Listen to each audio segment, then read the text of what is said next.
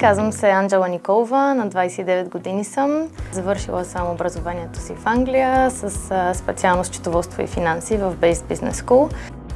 Заминах за Англия след като завърших 10-ти клас, заедно с майка ми.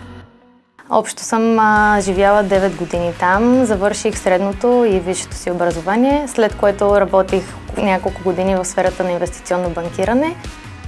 И от 3 години и половина вече взех решението и се върнах окончателно в България. То по-скоро решението да се върна в България беше и винаги е било в моя случай въпрос на кога, не въпрос на дали.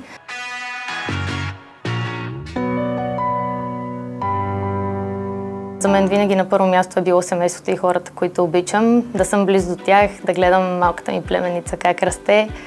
Имах усещането, че взимам това решение заради личния ми живот и малко или много правя компромис с кариерното ми развитие, но всъщност откакто се прибрах вече 3 години и половина, съм много положително изненадана от хората, с които се срещам в България, професионалистите. Смело мога да кажа, ако има и други хора в моята позиция, които са в дилема дали да се върнат, да дадат шанс на България, защото тук за млади и мотивирани хора със сигурност има възможности за развитие. Повече отколкото аз лично си представях, когато взимах това решение. Аз успях да намеря тук в България търсения баланс между професионално и лично време.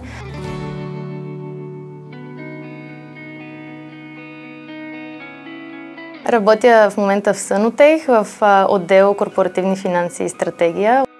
Санотех е европейски лидер в изграждането на фотоволтаични централи.